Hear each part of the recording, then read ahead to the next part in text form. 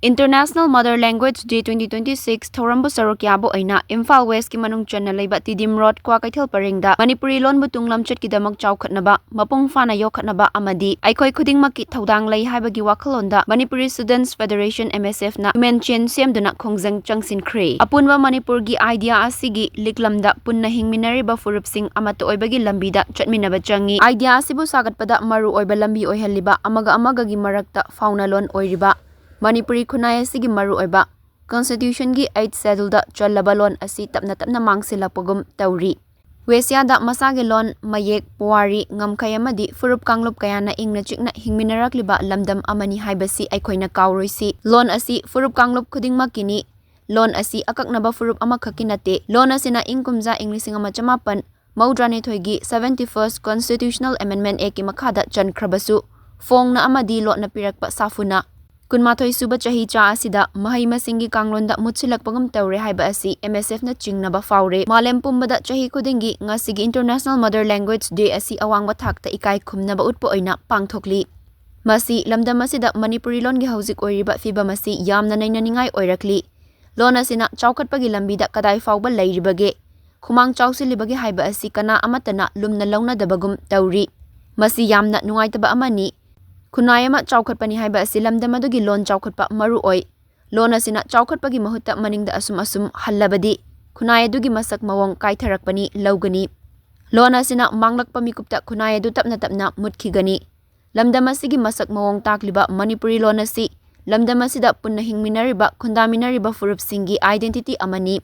Manipuri lon asina marachetna leirimakai kunayaduna hingminariba furup kanglup khudingmaki apunba Manipur gi idea asigi liklamsu mayek sengna chatkani tungi Manipur amagi damak leptana Manipuri Students Federation MSF na achouba thodang lauduna Manipuri lon chawkhatnaba haiduna ngasi fawba miyamga khutsamnaduna lauduna lakli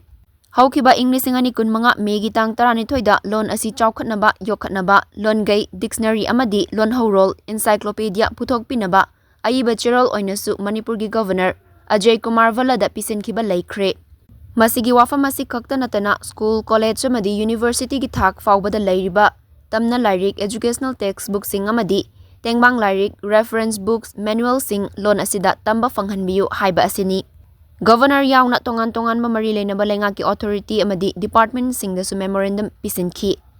hairiba wafam sing asi tha taruk mapung faraba fawba thabak to onthorak tabadagi MSF na mahairoi single loinana haukiba chahi English ngani kun manga me 12 da memorandum pisin khraba matungda chahi asimaki November tang 12 dagi hauduna tongan ba district singi mafam Imphal West, Imphal East, Bisnupur, Thawbal amadi kaksingda human chain semduna mahairoi amadi miyam pullaga khongjang kaya changsinduna lakli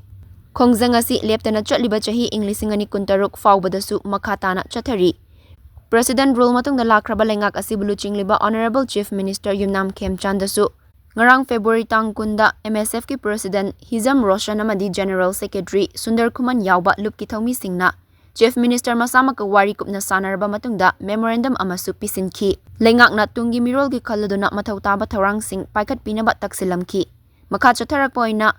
ngasigi protest asi lupki thawmi sing kwa kaithil da leiba RM School amadi Atom Special Academy gi mahairoi singa loinana kwa kaithil Tiddim Road ki lambi mapanda Human chain semduna slogan kaya lauduna khongjang asi ngasigi malem pumbada pangthokliba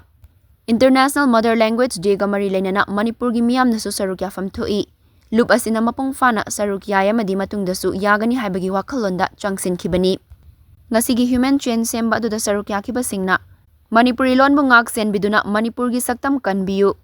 Manipur lengak na muthat khraba Manipuri lon da tamlamba mahai tampham sangsing amuk hanna hingat hallu Lengak ki thodang loi singna athuba matamda lon gai amadi lon horol puthokpiyu tamna lairik khudingmak Manipuri lon da fanghanbiyu haibana chingba slogan kaya laukhi loinana makhatana su changsiliba khongjang asi chathagani tunglam chatki damang mahairoi lup asina miyam amadi khunai asigi lepkani mahairoi amadi miyam ga loinana su chatkani